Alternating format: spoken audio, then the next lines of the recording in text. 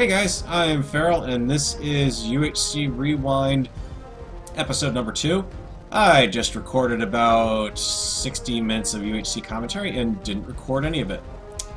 So you missed all my commentary on our explorations through here.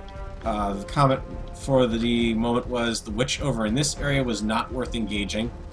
That was just...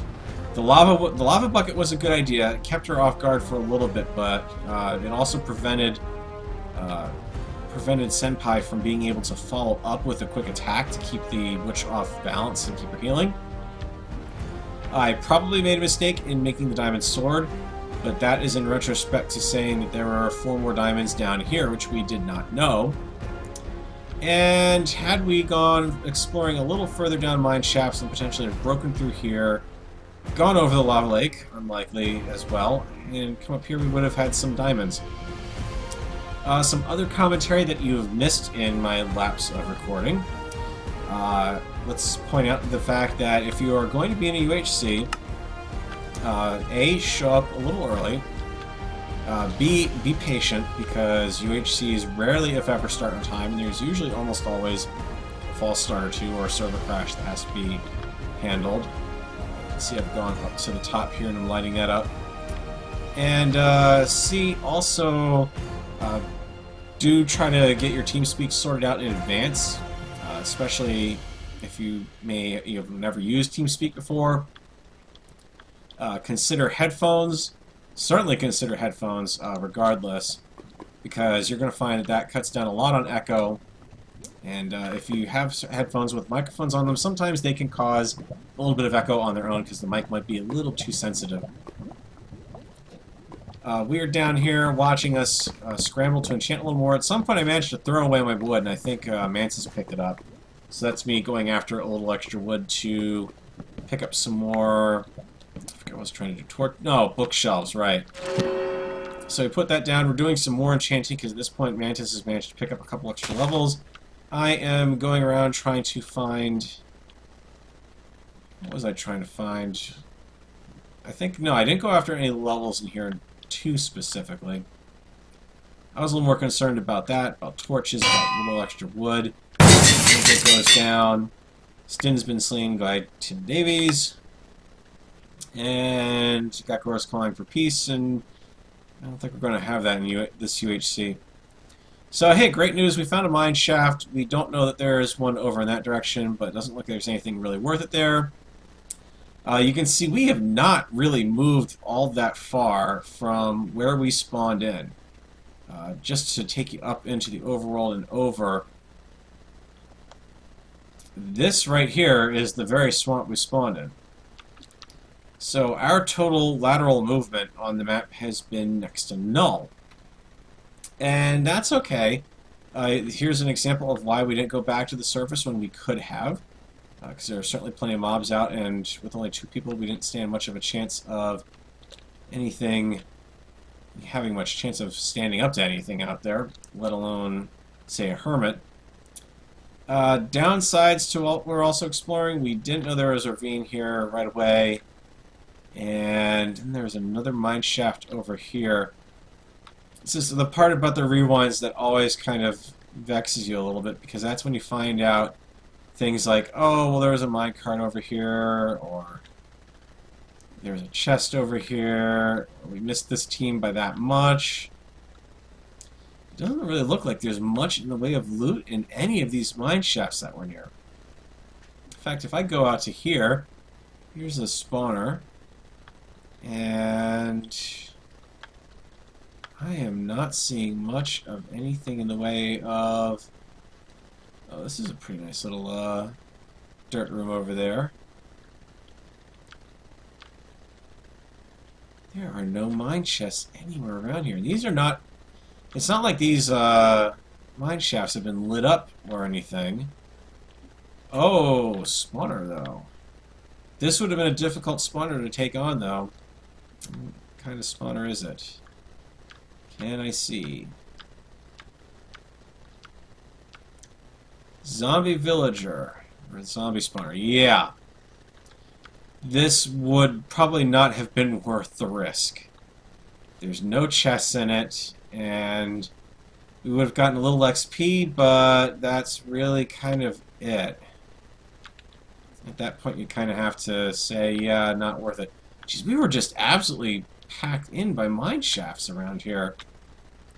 I mean, again, we're down at diamond level for a reason, but I kind of hate to say this. I don't really see much of an advantage to having come up this way to this mine shaft. There are no chests anywhere here.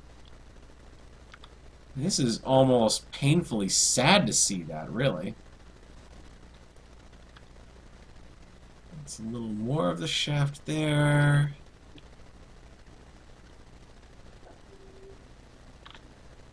No mine carts. No mine chests. A dungeon that would have killed us if we'd tried to go near it. Cave spider spawners that definitely would have killed us if we'd gone near it. And yeah, Bubkiss, the whole thing. Wow, what a jip that was. Okay, so feeling better now about not seeing any of the rest of the stuff going on here. Let's put us back in motion here. Can we sleep, please? Oh boy. So yeah, we're just kind of biding our time, trying to enchant up more stuff. And I wish there was a way to really kind of apologize for that, but unfortunately this is the situation of we need XP, anything we can get, because we haven't been going after stuff. I'm just trying to get some more wood to make it the rest of the UHC, some more XP, some more iron. You name it, we need it. At this point, Mantis had to go AFK for a quick restroom break, so I kind of stood guard a little bit, did some more mining in the area, but at this point, honestly, the damage has already been done. So I'm going to be brutally honest and just say, yeah, we were not anywhere near thorough enough on poke holing, going after XP. We've got resources scattered all over the place here that we could have grabbed very early on, gotten quite a bit of XP, extra iron to do more enchanting of stuff. That's really, I mean, we really did kind of fall apart there as far as a good team went. And that's as much my fault as everyone else, because it's not like I'm not experienced enough to know we need it. The fact that we had the two bookshelves that early on really was a good thing at that point, but we could have made a lot more of it if we had the XP to continue combining enchants.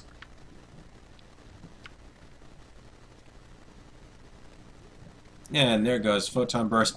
Now, I should also point out something had been mentioned early on in the UHC was the team kills were frowned upon, and in fact you didn't actually necessarily get rewarded if you killed a member of your team yourself.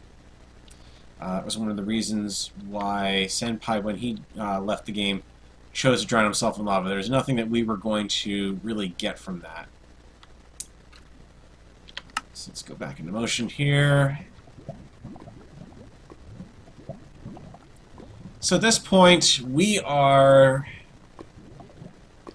I know time has gone by. At this point, we're effectively an hour and we're 190 minutes into UHC. So we're coming up close to the... not 190 minutes, what am I saying? We're at 2 hours into the UHC. And there's not much that we're really going to be getting out of any of this. So, you know, again, at this point, I've gone ahead and tried to dig down, hit a lava lake. Was there anything decent in this lake? Nope, just a skeleton in the spider and another skeleton that would have been difficult to engage at best. Some more redstone. Long, windy, twisty cave system that goes into a ravine. With a little bit of gold there.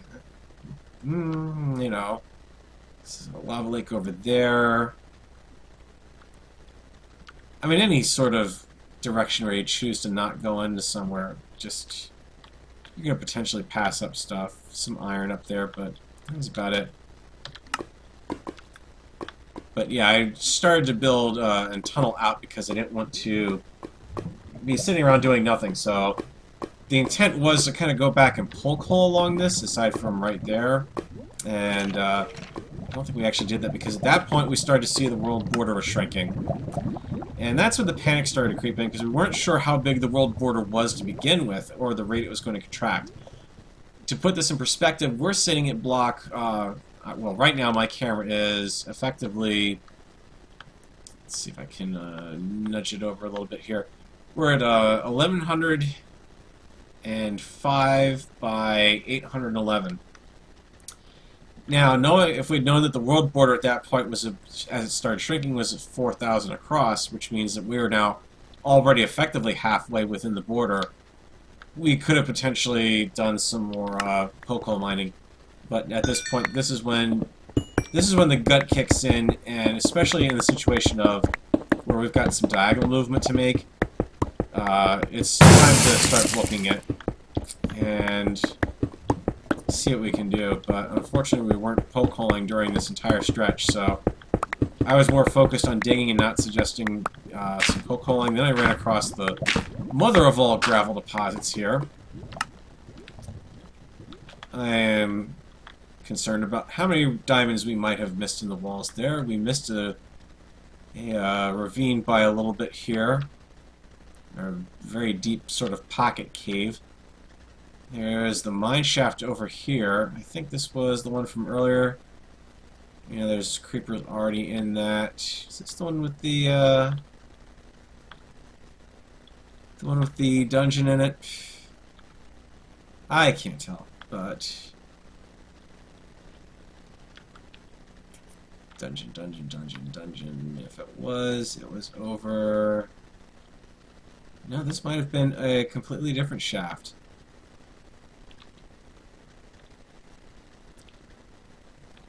Yeah, because I don't recognize any of what's there. See a potential to have hit a dungeon if we were higher up. A particularly murderous dungeon, judging by that. Oh yeah, right into the... No, actually I've seen this. This is the one that's got the dungeon in it somewhere. Or it connects up to the one that does. Yeah. Probably was not worth it at all. Opened up into a ravine. That's just as bad, especially...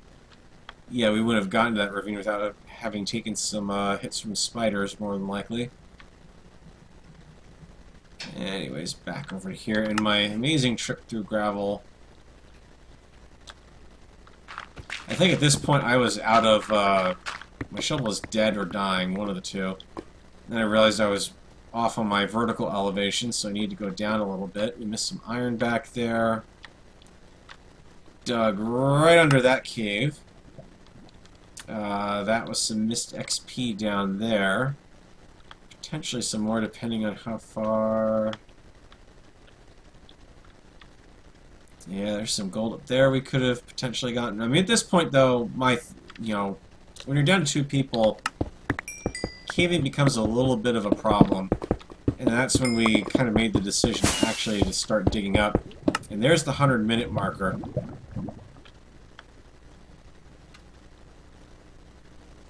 So I'm going to go ahead and say that we're going to call that episode there. My apologies for missing the rewind episodes for the previous UHCs, but there wasn't really much there for content.